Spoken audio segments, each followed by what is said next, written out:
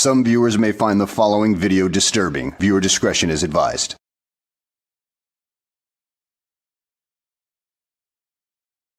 Well, hello and welcome back to the channel, everybody. In today's video, we find ourselves in a courtroom in Georgia where a Sovtard refuses to pay her rent, and then thus she is taken to court where she is made to pay her rent. So without further ado, let's go ahead and get this frickin' show on the road, shall we? All right. So Miss Ellis, you could come into the camera for me. I'm here by special appearance, Judge. Hold on one second. So Miss Ellis, I just need to swear you in first, and then you can make your statement. If you could please raise your right hand. Do you swear or affirm that the testimony you're about to give is the truth, the whole truth, and nothing but the truth under penalty of perjury? I stand in honor and affirm that my words shall be truthful with full reservation of my rights under God's laws and natural law. Okay, you can put your hand down now. Thank you. All right. So I have already reviewed the case. I remember Miss Ellis from previous dispossessory where it was, long story short, that the parties, at least at that time, did agree that she had taken subject to a valid lease, and that they had not pled for non-payment. And I'm assuming this is where this new dispossessory is based on the non-payment, based on the lease that she had with the previous owner. Is that correct, Mr. Thor? That is correct, Your Honor. Okay. And it looks like, so Ms. Ellis, I looked that you did file a late answer in this case. I saw that you had said you had emailed your answer or some sort of response to the plaintiff. That does not count as an official answer. So it actually, your answer does have to be uploaded into the file within the 7-day time frame. So it is a late answer. I did also just review that I didn't see any legal defenses or counterclaims in this. So this would technically today be a judgment on the pleadings. So Mr. Thorpe, if you'd like to present your case. Yes, Your Honor. So this was filed for non-payment of rent. Service was effected on December 10th. No answer was filed. Defendant is in default. We request a immediate writ of possession. Okay, with the judgment on the pleadings, it would be 7 days from today. So that would be the 5th of February. Since you, well, that'll yeah. It was a late answer. You are right. May I, Judge? Yeah, just 1 second. I'm just getting his case first, and then I'll come to you. Let's see. Yeah. Okay. So based on the answer being filed late, so you're just seeking the writ. You don't want the answer accepted, so you're just seeking the writ. Correct, Your Honor. Okay. Okay. So Ms. Ellis, before you make your statement, I just want to make just a general statement about the fact about the answer being late. Okay. So here are the pros and cons. You filed a late answer. Like I said, there wasn't any legal defenses or counterclaims in the answer that you did file, but you did file a late answer. I wonder what kind of Sovtard gibberish that she put in that writ to begin with. I'm sure it's all nonsensical garbage like all Sovtard filings are. If you want me to accept that answer, that would subject you to being subject to a money judgment in the case. However, it would give you an additional 7 days before the plaintiff could file for a writ of possession. If your late answer, if you choose to have me not accept your late answer, then the writ would be available for them to apply for as early as today, but you would not be subject to any form of money judgment that they could use to collect on. But you would have to, the writ would be available to them a little bit 7 days earlier than it normally would have been. So I guess my first question, so I guess if you'd like to make your statement, but then I'm going to need to know whether or not you want me to accept your late answer, because if you want me to accept your late answer, there would probably be a money judgment associated with your order, but the writ would be applied for in 7 days. If you do not want me to accept your late answer, it would just be a writ available today or whenever they filed for it already, I believe. The writ would be signed today, but there would not be a money judgment against you. Okay. All right. So if you'd like to make your statement now. So under what authority is the abatement that I filed could not be the answer? Because is it ethical for the court not to accept the abatement that I filed because that's how I usually filed, and it was There's no always never a abatement problem. filed. There's nothing filed.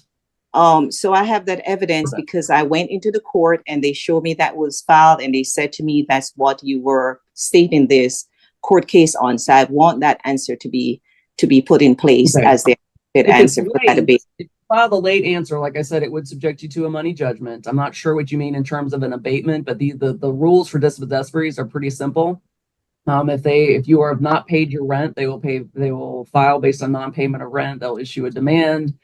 And then if you do, and essentially, unless you can show that you've got some sort of legal defense I to do. the dispossessory itself, and what would that be?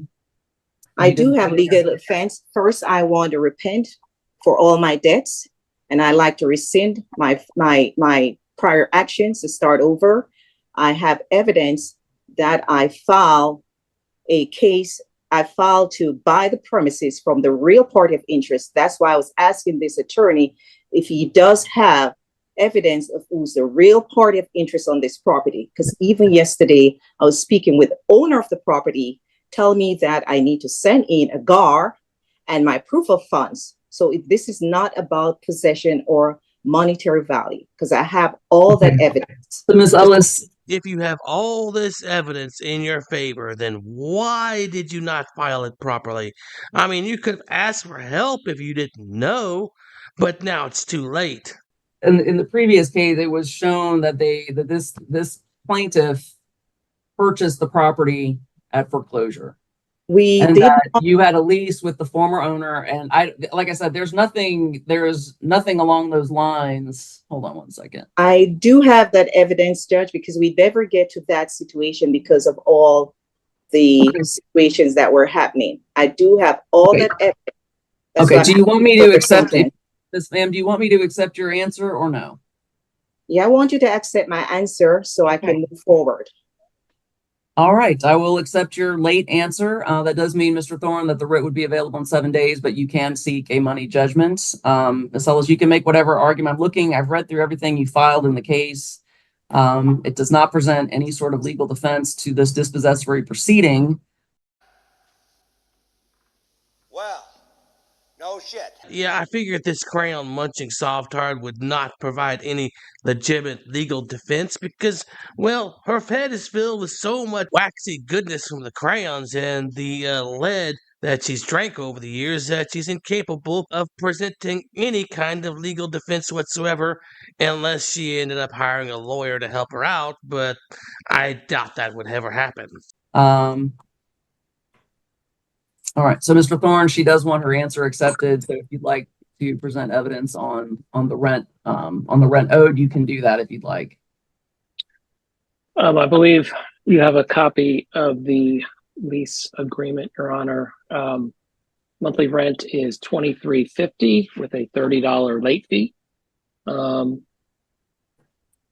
Rent has not been paid since October. It was found, I guess, in the prior case handled by the prior counsel that rent had been paid through September. So October, November, December, and January, and late fees would be $9,520. Okay, you said it was $2,350 per month? Correct. And then that would be... And a $30 late fee. So you're not seeking... Okay, so you're just seeking through January? Yes, Your Honor. And may I ask a question, Judge, if that's okay? Just 1 second. Just 1 second. Okay, Yeah. thank you. 1, 2, 3, 4. Okay. So I did. So that's 4 months. October, November, December, and January at $23.50 per month, plus $120 and $30 late fees per month. That amount is $9,520. All right, Ms. Ellis, what would you like to say? So I just need to ask the question. So if the payment is not received while I'm negotiating with the owner to buy the property, you said in 7 days, what's the next step? Well, they're not required to accept any if they choose to accept payment from you, that would cancel the writ in this case. So if you come to them and you guys are able to work something out and they agree to accept funds from you, that would cancel the writ of possession in this case. But again, that's something you'd have to reach out to Mr. Thorne to talk about. But again, like I said, if they did accept, the triggering thing is them accept, if they accept it, if they accept the funds, if you send in funds and they accept it, that would mean they would have to cancel the writ. But otherwise, the writ would be in place. So what is being done today? You're filing a writ for possession in 7 days. Is that what you're doing? Okay. The landlord will be able to, because I'm accepting your late answer per your request. The landlord is seeking a money judgment in the amount of $9,520. And then they will be able to apply for writ of possession by 11:59 p.m. on next Wednesday, which is the 5th of February. So that will be a new case or the same case? This is this case, ma'am. This is the order in this case. So will I be back in court or not? This case is going to be over as of today. This will be a final order in the case. I will enter that order, and then the writ will be available to them to apply for at 11:59 p.m. on the 5th of February. So is this a default judgment that is going to be closing out today, you're saying? This is not a default judgment. It's a judgment on the pleadings. You didn't present any legal defenses. I'm accepting your answer, but there are no legal defenses or counterclaims regarding this possessory. So they're going forward today just on the pleadings. Based on the pleadings, the amount owed is $9,520. And like I said, one more time, the writ will be available at 11:59 p.m. next Wednesday, which is February 5th. Thank you. All right. So that'll be the order of the court. Mr. Thorne, I will prepare that order. Okay. Thank you, Your Honor. I appreciate it. Thank you. Have a good day, sir. You're both free to go. Well, perhaps next time you should pay your damn rent instead of going the Sovtard route and refusing to pay. Now you're about to be homeless unless somebody is kind enough to take you in. And I'm sure your family will do it if you actually have a family that doesn't mind your Sovtard beliefs. And with that being said, I hope you guys enjoyed the video. Thanks for watching, and I'll see you on the next one. This could be some groundbreaking stuff right here.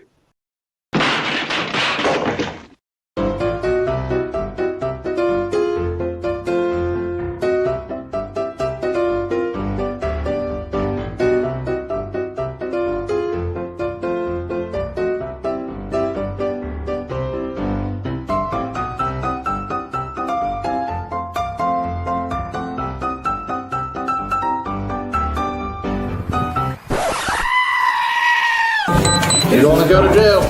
For what? You read this. I don't have to listen to anything.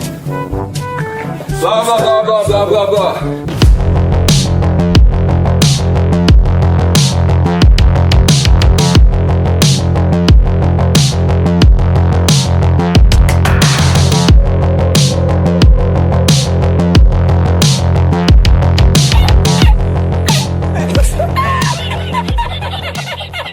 Dude, so there's no way I can get in, bro? Come on, I'll put you on my YouTube. Then shut up, Wesley. You gotta put signs up, ma'am, if it's... Are you Glenn Serio? Who's that?